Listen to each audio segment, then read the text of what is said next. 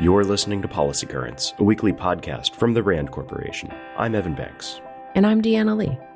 Every Friday, we bring you new insights from RAND's latest research and commentary. It's December 2nd.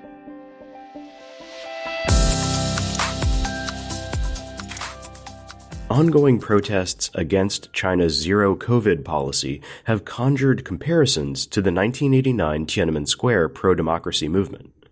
It's too soon to equate these two moments in history, says RAND's Amanda Kerrigan, but reflecting on the past can provide insights into the future. Drawing on her knowledge of the Tiananmen protests, Kerrigan identifies 5 key questions to monitor as the situation unfolds. First, how are protesters' demands evolving? The Tiananmen Square movement began with calls for the Chinese Communist Party to admit its mistakes, lift media restrictions, and give students the right to form organizations. Over time, the protesters radicalized their demands, calling for the resignation of Chinese leaders. Today, Chinese protesters also have a wide range of demands, including calling for Xi Jinping to step down.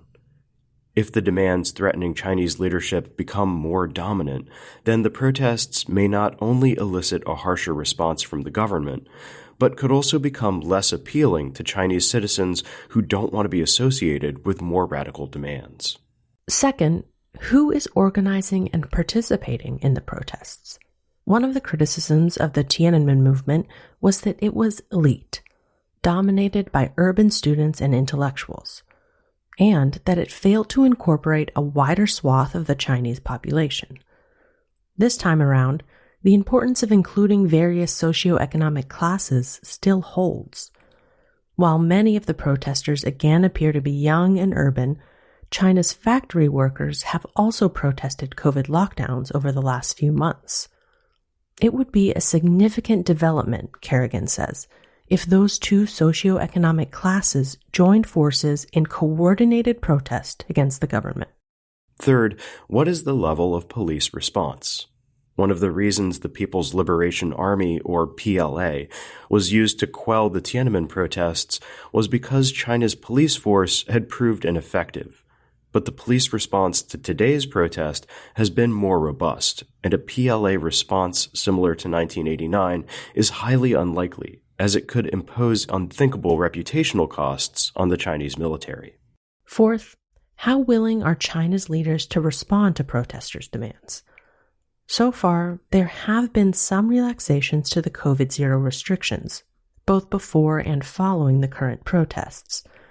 But policy changes may prove tricky for the Chinese government to stomach as the number of COVID cases keeps climbing.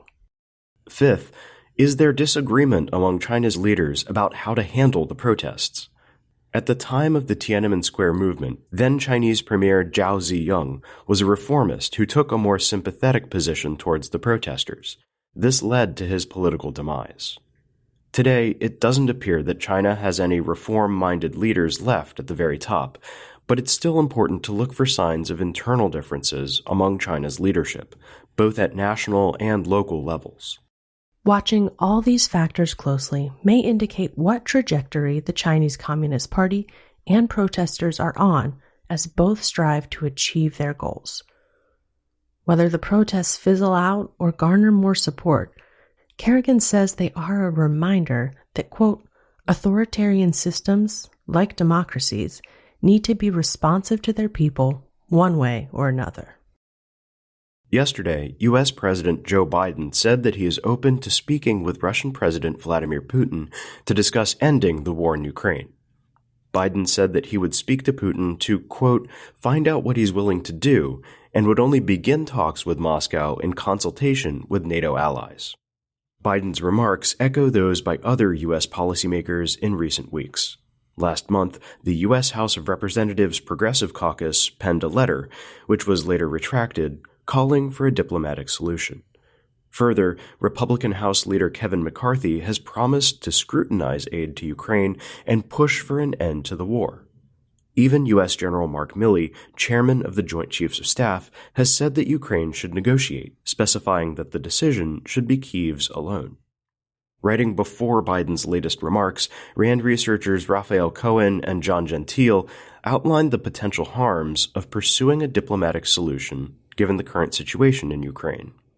Despite the way it is commonly portrayed, they say, diplomacy is not intrinsically and always good, nor is it cost-free. And in the case of the Russia-Ukraine war, there's currently very little upside to negotiating. To start, diplomacy is unlikely to end the war simply because Russian and Ukrainian interests do not yet overlap. The Ukrainians want their country back. They want reparations for the damage Russia has done and accountability for Russian war crimes. Russia, by contrast, has made it clear that it still intends to bend Ukraine to its will. It has illegally annexed several regions in eastern and southern Ukraine, so withdrawing would be equivalent to ceding parts of Russia. Diplomacy is also unlikely to prevent future escalation of the conflict. Presumably, Moscow is making nuclear threats because it is losing on the battlefield and lacks other options. Pursuing a diplomatic solution wouldn't change this. Moscow would still be losing the war and looking for a way to reverse its fortunes. What about the downside? Cohen and Gentile say there may be serious costs to pursuing a settlement. To start, pushing Ukraine to negotiate now sends a series of signals, none of them good. It signals to the Russians that they can simply wait out Ukraine's Western supporters, thereby protracting the conflict. It signals to the Ukrainians and their allies and partners that the U.S. might put up a good fight for a while, but will, in the end, abandon them. And it tells the U.S. public that its leaders are not invested in seeing this war through, which in turn could increase domestic impatience with it. On top of this, starting negotiations now could halt the momentum Ukraine has gained in recent months. There will come a time for diplomacy in Ukraine, our researchers say. Hopefully it comes soon, but it doesn't seem to be today. To many, being a secret agent is a dream job, adrenaline-filled and glamorous. It can be that way some days, says RAND's Heather Williams, who spent 13 years working in the intelligence community. But it can also be isolating, relentless, and traumatizing.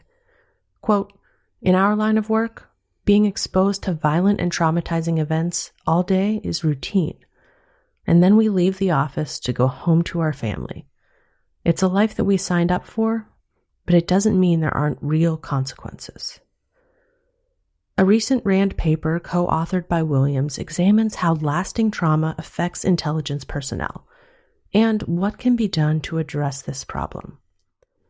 For instance, the intelligence community needs to develop a culture of mental wellness, which includes building a deeper understanding of the symptoms of various types of trauma, communicating to its workforce about those different forms of trauma and how trauma affects individuals, and being clear about what resources can help.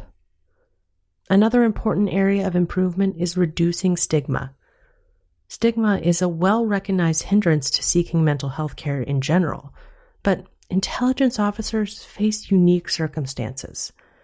For example, they may worry that seeking help, even through official channels, could compromise their security clearance. And they are often legally prohibited from talking about their professional experiences with their family and friends, which would typically be an important support network for someone experiencing trauma. One positive note, Williams says, is that the intelligence community isn't the first to deal with these problems. It's simply late in doing so. There's a wealth of applicable literature on trauma risks for the military, first responders, journalists, and other professionals. But intelligence leaders must be willing to dedicate attention and resources to the problem. The consequences of ignoring the mental and emotional costs of intelligence work can be tragic, both individually and to the nation, she says. Los Angeles voters recently approved the so-called mansion tax, which aims to raise funds to build new affordable housing, an estimated 26,000 units. Projects funded by the tax that consist of 40 or more housing units must be built by a nearly 100% union workforce. RAND's Jason Ward led a 2021 study that examined a similar project labor agreement in Los Angeles. He found that requiring union labor added roughly 15% to construction costs on affected projects. the labor stipulation had another significant effect. It incentivized smaller development that falls below the threshold where union labor would have been mandated. Ultimately, this drives up the average cost of new housing. That's because larger projects allow for fixed construction costs, including land acquisition, to be spread across more housing units.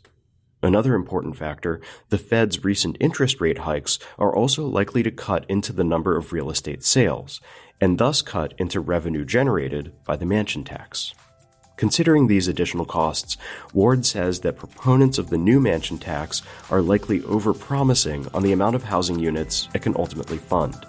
So, Angelenos may want to temper their expectations of the new tax's ability to expand affordable housing. RAND is a nonprofit institution that helps improve policy and decision-making through research and analysis. For more on today's episode, check the show notes at rand.org/podcast. We'll see you next week.